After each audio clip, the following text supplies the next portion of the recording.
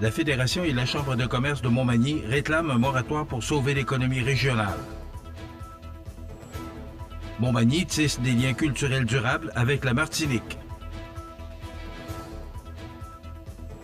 Mise en marché collective, les producteurs forestiers demandent l'arbitrage.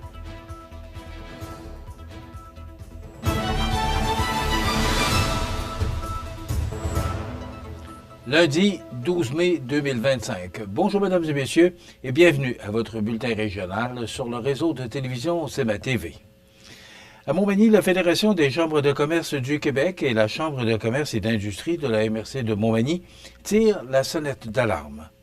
En effet, les deux organisations pressent Ottawa d'imposer immédiatement un moratoire sur les restrictions à l'automne 2024 au programme des travailleurs étrangers temporaires qu'elles jugent nuisibles à la compétitivité des entreprises québécoises. Depuis l'entrée en vigueur de ces nouvelles limitations, plusieurs employeurs de la région peinent à renouveler les permis de travailleurs étrangers et certains présents depuis des années dans leurs entreprises. Conséquences directes, des ralentissements d'activité, des pertes de productivité et une menace à la relance économique en région. La présidente directrice générale de la Fédération, Véronique Proulx, rappelle que durant les 36 jours de la récente campagne électorale, les préoccupations du monde des affaires ont été clairement exprimées. L'une des premières décisions du nouveau gouvernement devrait être la suspension des limitations imposées au programme des travailleurs étrangers temporaires pour aider les entreprises à faire face à la pénurie de main-d'œuvre et maintenir la vitalité économique des régions. Jean-François Ritt, président de la Chambre de commerce locale, abonde dans le même sens. Dans des territoires éloignés comme la MRC de Montmagny, le recours aux travailleurs étrangers n'est pas une option, c'est une nécessité. Le manque de personnel freine directement la croissance du secteur manufacturier. Adapter le programme à la réalité régionale devient un incontournable. Les chiffres confirment l'urgence de la situation. Le taux de chômage a atteint 6 %, son plus haut niveau depuis 2017, tandis que le taux de postes vacants a grimpé à 5,1 % au dernier trimestre de 2024. Cela démontre que la main-d'œuvre locale ne suffit pas à répondre aux besoins immédiats des entreprises, en particulier en région. La Fédération des chambres de commerce du Québec et la Chambre de commerce et d'industrie de la MRC de Montmagny réitèrent ce que de nombreuses chambres de commerce et associations sectorielles soutiennent leur demande de moratoire. Un geste fort du gouvernement fédéral est désormais attendu. Pour les représentants du monde économique, il en va non seulement de la stabilité de milliers d'entreprises, mais aussi de la vitalité économique de l'ensemble des régions du Québec. Rappelons que, grâce à son regroupement de 120 chambres de commerce et de près de 1000 entreprises membres de la Fédération des chambres de commerce du Québec, qui représentent plus de 40 000 entreprises exerçant leurs activités dans tous les secteurs de l'économie et sur l'ensemble du territoire québécois. De son côté, la Chambre de commerce et d'industrie de la MRC de Montmagny regroupe tous les membres d'affaires de la région de la MRC de Montmagny, peu importe leur secteur d'activité, et a pour mission d'informer, rassembler et être la voix de ses membres afin d'exercer une influence dynamique sur le développement économique du milieu. La MRC de Montmagny poursuit son rayonnement international grâce à un partenariat unique avec la Martinique, appuyé par une aide financière de 11 500 $ octroyée par le ministère des Relations internationales et de la francophonie du Québec.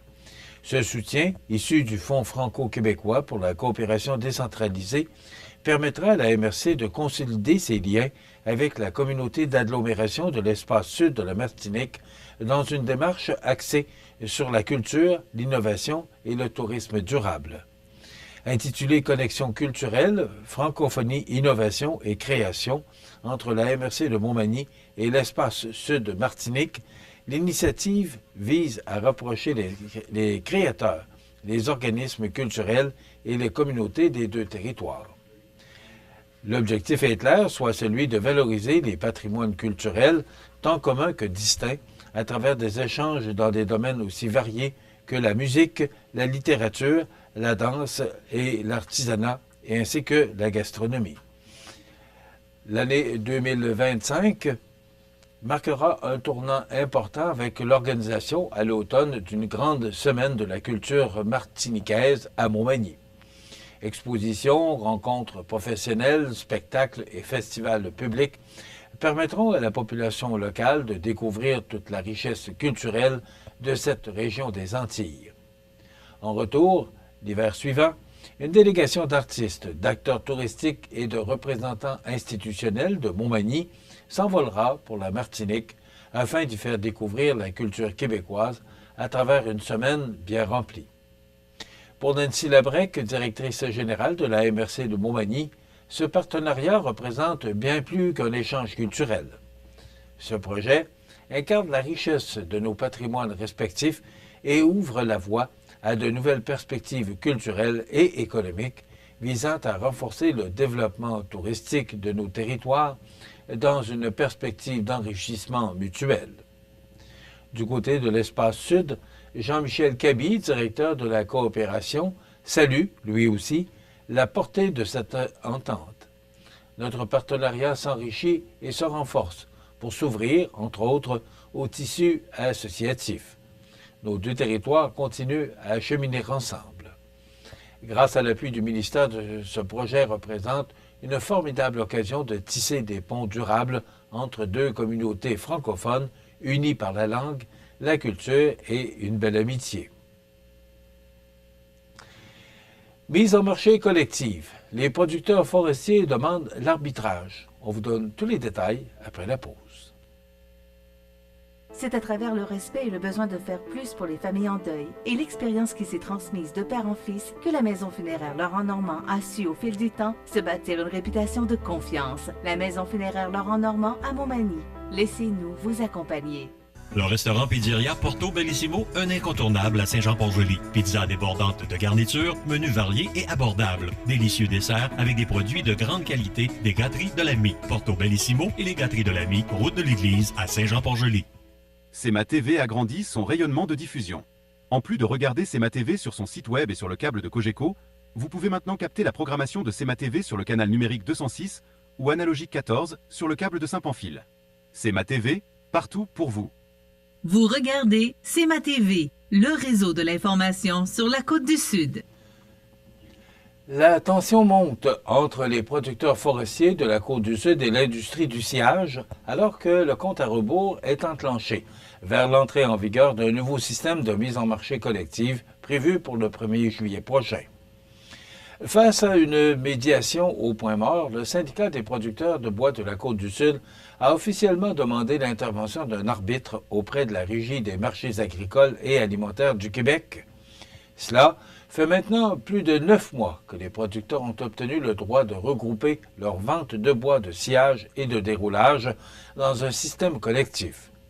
Pourtant, malgré les efforts, aucune entente n'a pu être conclue avec les scieurs sur les modalités essentielles: le mesurage, les catégories de produits, les mécanismes de fixation et d'ajustement des prix. Une médiatrice, maître Manon Beaumier, avait été nommée pour rapprocher les deux parties. Mais à la dernière rencontre de médiation, le 29 avril dernier, le représentant du Conseil de l'industrie forestière du Québec, le CIFQ, était absent. De plus, le Conseil de l'industrie forestière du Québec a indiqué qu'il ne serait pas disponible avant la mi-juin, ce qui compromet toute chance d'accord avant la date fatidique du 1er juillet. Pour le syndicat, il s'agit là d'une tactique délibérée visant à retarder, voire à empêcher la mise en marché collective. Le Conseil de l'industrie forestière du Québec avait d'ailleurs déjà obtenu un premier rapport dont la date initiale était fixée au 1er février dernier. En parallèle, l'organisation mène une bataille judiciaire pour tenter de faire invalider la décision de la Régie. Devant l'impasse, l'arbitrage devient la seule voie réaliste, selon Pierre Lemieux, président du syndicat. Chaque jour, sans la mise en marché collective, est une perte financière pour les producteurs et un manque de respect envers toute la filière du bois. Le syndicat insiste à l'effet que seule une décision formelle de la Régie permettrait de fixer les règles de jeu une bonne fois pour toutes et de démarrer ce virage attendu dans des conditions équitables. La Régie aura donc la responsabilité de trancher et sa décision s'imposera aussi bien aux producteurs qu'aux acheteurs opérant sur le territoire. D'ici là, les regards restent tournés vers Québec dans l'attente d'un dénouement dans cette impasse. D'ailleurs, tous les producteurs de bois de la Côte-du-Sud sont convoqués à l'Assemblée générale annuelle du plan conjoint des producteurs de bois de la Côte-du-Sud ce mercredi 14 mai à 13h à la salle des bâtisseurs du Centre Rousseau à Saint-Jean-Port-Joli. Excusez-moi. Parce que s'impliquer bénévolement est une excellente façon de s'intégrer à son nouveau milieu de vie, Montmagny Accueil se joint au comité de la famille et des aînés de Montmagny pour la 2e édition du Grand Ménage du Printemps, qui se tiendra le samedi 24 mai de 9h à 11h. Toutes les personnes ayant envie de prendre part à cette corvée collective visant à embellir notre ville sont attendues sur le coup de 9h à l'espace citoyen situé au 48 avenue du Bassin-Nord. De ce point de ralliement, les participants seront répartis aux 4 coins de la place des migrations pour ramasser un maximum de détritus. Les sacs seront fournis, mais il est recommandé de porter des gants. Soulignons que cette initiative est en phase avec 2 champs d'action de la politique de la famille et des aînés 2023-2027, soit l'inclusion sociale et l'environnement.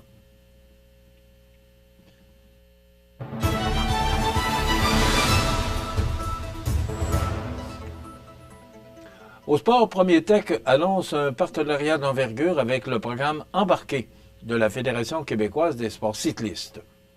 Ce soutien s'étendra sur une période de 3 ans et permettra à de nombreux jeunes du Québec, notamment du Bas-Saint-Laurent et des communautés autochtones, de découvrir ou de perfectionner la pratique du vélo.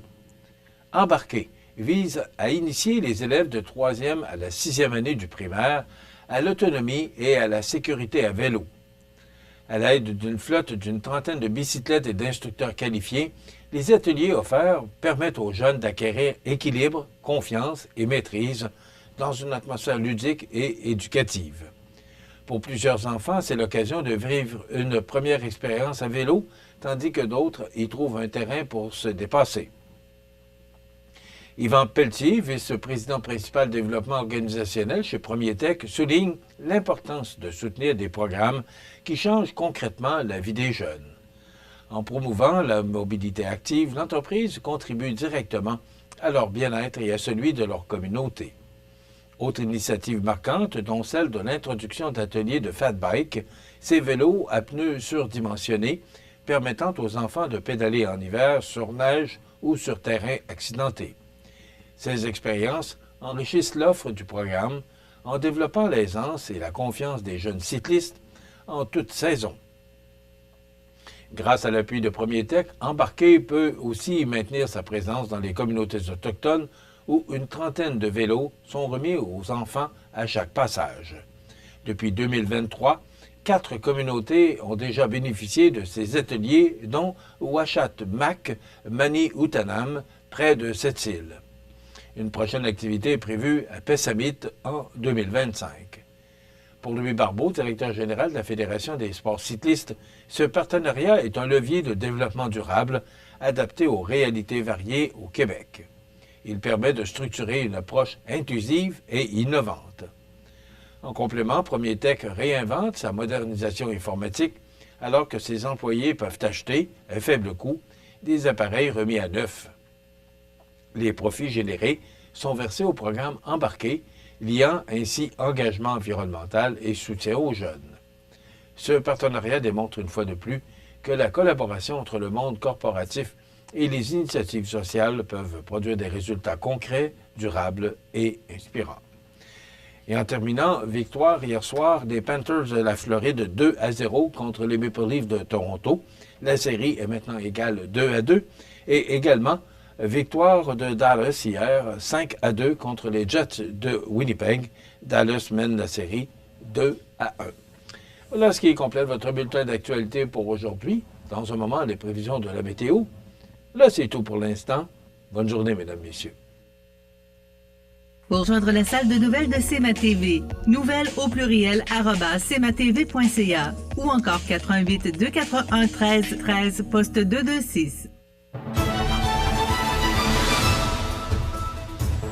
Bon, ben la météo, on a quand même passé une belle fin de semaine, une belle journée de la fête des mères. C'était vraiment merveilleux. Vous voyez tout le monde dehors. Les gens étaient vraiment là très heureux de voir ce beau dimanche de la fête des mères. Samedi, c'était un petit peu moins beau, mais quand même, on va rester positif, on va regarder ce qu'il y avait de meilleur en fin de semaine.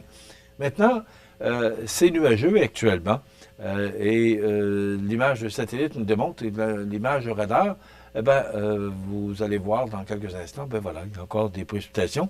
Et ça nous donne en détail pour aujourd'hui. C'est du temps nuageux, mais ça va devenir ensoleillé avec des nuages. Là. Vent devenant du sud-ouest à 20 km avec des rafales à 40 ce matin. On parle d'un maximum de 15 degrés pour ce lundi, cette première journée de la semaine. Ce soir, la nuit prochaine, quelques nuages, minimum de 6. Demain, mardi, alternance de soleil et de nuages avec un maximum de 13 degrés.